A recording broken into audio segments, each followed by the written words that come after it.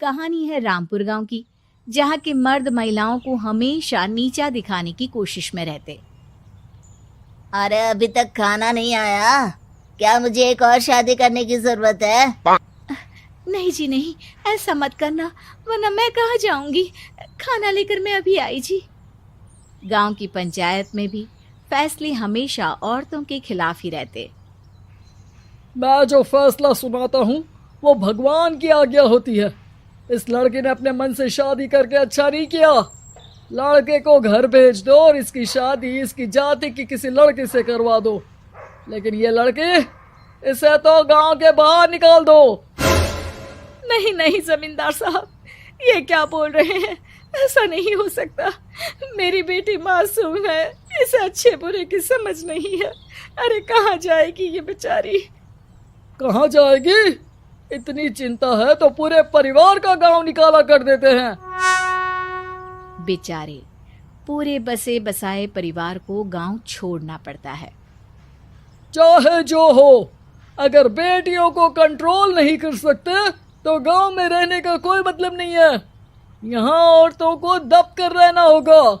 कोई भी अपने हिसाब से कुछ नहीं कर सकता, सब ईश्वर की मर्जी से ही होगा।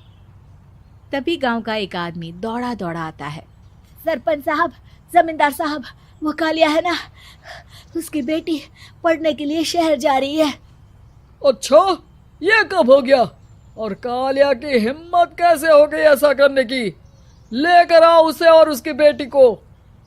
बस फिर क्या था, हाजिर हो जाते हैं कालिया और उसकी बेटी सरपंच के सामने। अरे कालिया, ये क्या सुनने में आ रहा है?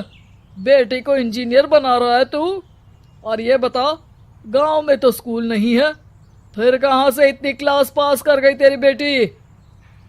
राधा, जो कि कालिया की बेटी है, उसे लगता है कि सरपंच उसकी तारीफ कर रहे हैं। सरपंच जी, मैंने ऑनलाइन पढ़ाई की है, डिस्टेंस लर्निंग से। सभी में मैंने अच्छे नंबर पाए हैं, जिसे देखते हुए शहर की इंजीनियरिंग कॉलेज में मुझे स्कॉलरशिप मिली है।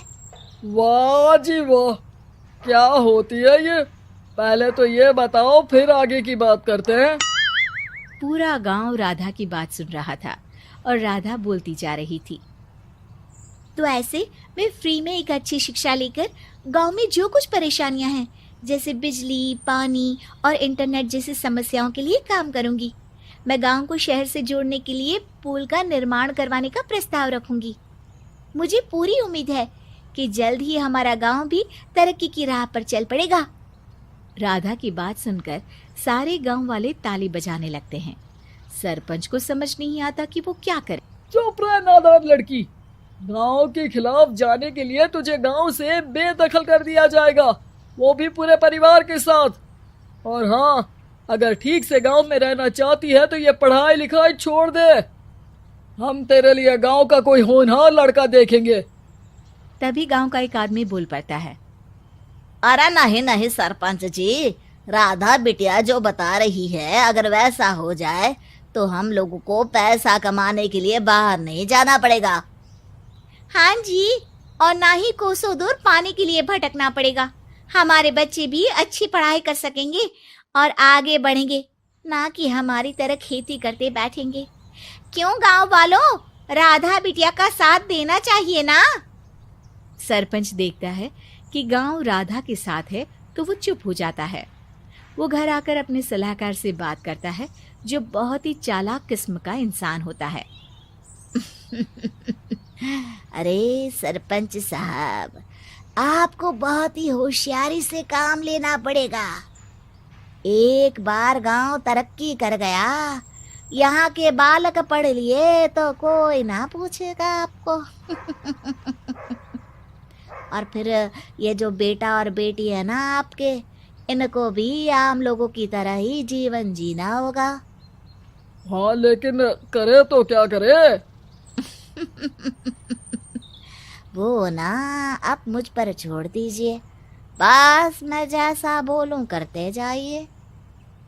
अगले रोज सुबह जब गांव वाले सोकर उठते हैं तो राधा के घर के बाहर और साथ ही वो लोग जिन्होंने राधा का सपोर्ट किया था, उनके घर के आगे लाल रंग से कल आऊंगी लिखा होता है। कल आऊंगी, यह क्या होता है? अरे यह तो खून से लिखा है, लगता है कोई भूत प्रेत या चुड़ैल का साया है। चलो सरपंच जी के पास चलते हैं। सभी सरपंच के पास जाकर उसे सारी बात बताते हैं। अरे ये तो बड़ी मुश्किल की बात है। चलो मैं एक बाबा को जानता हूँ, उन्हें बुला लेता हूँ। सरपंच बाबा को लेकर गांव के घर के बाहर जाता है। ओहो, तो ये वो चुड़ैल है जो उन लोगों को निशाना बनाते हैं जो गांव को बदलने का सपना देखते हैं। वो गांव को ऐसे ही संपन्न देखना चाहती है, वो नहीं चाहती कि कोई बाहरी यहाँ का कायाकल्प करे। क्या तुम लोगों में से किसी ने गांव को बदलने की सोच रखी है? तभी राधा की माँ रोते रोते आती है। मेरी राधा घर से गायब हो गई है। अरे कोई तो बचाओ, मेरी बच्ची कहाँ गई?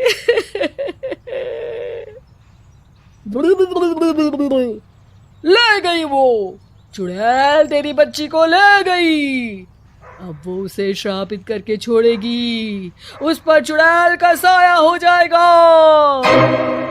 तभी बुरी सी हालत में राधा भी वहां आ जाती है। उसके बाल चुड़ैल की तरह फैले होते हैं और कपड़ों में खून लगा होता है। सभी राधा को देखकर डर जाते हैं। माँ, पता नहीं मुझे कौन उठा कर ले गया था। अरे दूर दूर हो जा चुड़ैल, अब हम लोग इस गांव में नहीं रुकेंगे। अरे कैसे बातें कर रहे हैं आप? कल तो आप मेरे भरोसे गांव का हुलिया बदलने, अपने बच्चों को पढ़ाने और तरक्की उन्नति की बात कर रहे थे, तो आज क्या हो गया आपको? ये फिर तुम लोगों को बहकाएगी। ये चुड़ैल गांव में आ चुकी है, ऐसे ही ये तुम्हारे घर के बच्चों को भी ले जाएगी। गांव वाले राधा को गांव से बाहर निकाल देते हैं। उसके माँ बाप रोते रहते हैं, लेकिन गांव वाले नहीं मानते। मैं भी अपनी बहन के साथ गांव के बाहर रहूंगा, लेकिन वो पढ़ाई नहीं छोड़ेगी। वहीं सरपंच के घर पर सलाहकार कहता है। देखा, सांप भी मर गया और लाठी भी नहीं टूटी।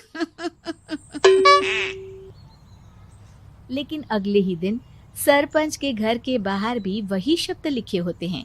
और फिर सरपंच की बीवी कहती है, हमारी बेटी को किसी ने अगवा कर लिया है।